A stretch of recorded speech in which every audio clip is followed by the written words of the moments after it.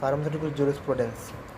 Pharmaceutical jurisprudence is the study of rules and regulations of pharmacy, pharmacy practice and also relating to drug and pharmaceuticals. मतलब pharmaceutical jurisprudence क्या होती है, इसमें हम लोग rules and regulations जो pharmacy से जुड़े हुए हैं, जो फार्मेसी प्रैक्टिस से रिलेटेड से जुड़े हुए हैं, उससे रिलेटेड जो रूल्स एंड रेगुलेशन होते हैं उसकी स्टडी हम लोग करते हैं। और जो ड्रग हैं, जो फार्मास्यूटिकल्स हैं, उससे रिलेटेड जो भी रूल्स एंड रेगुलेशंस होते हैं वो उसके अंतर्गत आते हैं, इस सब्जेक्ट के अंतर्गत आते हैं। वो ये सब्जेक्ट हम लोग पढ़ने वाले हैं। देखिए, जुरिस्प्रूडेंस का मतलब क्या होता है। Jurisprudence is defined as the science और फिलोसफी ऑफ द लॉ। मतलब ये क्या होती है, जुरिस्प्रूडेंस मतलब होता है कि लॉ, नियम, जो भी नियम बनाए गए हैं, लॉ बनाए गए हैं जो कि रेगुलेशन करने के लिए बनाए गए थे कि जो दवाइयाँ हैं उनकी हेरा फेरी ना हो, उसके लिए जो बनाए गए थे, उसके लिए ये pharmaceutical jurisprudence is a legal system of law और body of law applied in pharmaceutical areas. मतलब एक लीगल सिस्टम है, एक लॉ है जो कि एप्लीकेबल होता है इन द फार्मास्यूटिकल एरियाज।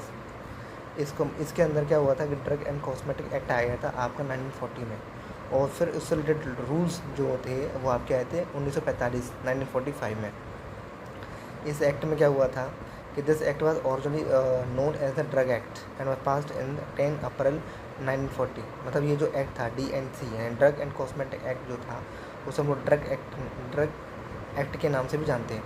और ये आपका हुआ था 10 अप्रैल 1940 को ये पास हुआ था, है ना। ये लागत हो गया था, मतलब ये लागू हो गया था 10 अप्रैल 1940 से हो गया था। The original act was prepared in accordance to the recommendation of the Chopra committee form in 1930। अब ये जो लॉ था, ये DNC एक्ट जो था पूरा का पूरा आपका, ये एक्ट आपका पास किया था चोपड़ा कमेटी ने, और ये चोपड़ा कमेटी बनी थी 1930 में। Chopra committee officially known as drug inquiry committee.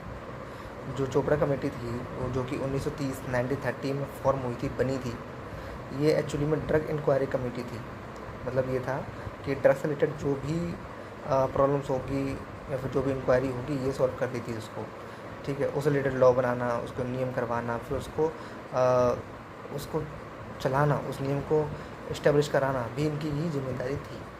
तो ये आए थे 1930 में, मतलब 1930 में under the chairmanship of colonel Anand Chopra. मतलब इसकी जो चेयरमैनशिप थी, इस कमेटी की जो चेयरमैनशिप थी वो कर्नल आनंद चोपड़ा के पास थी। इसमें क्या करते थे वे, to investigate and address issue related to quality of drug की क्वालिटी से रिलेटेड जो भी इश्यूज़ होते थे वो उनको एड्रेस किया करते थे आनंद चोपड़ा।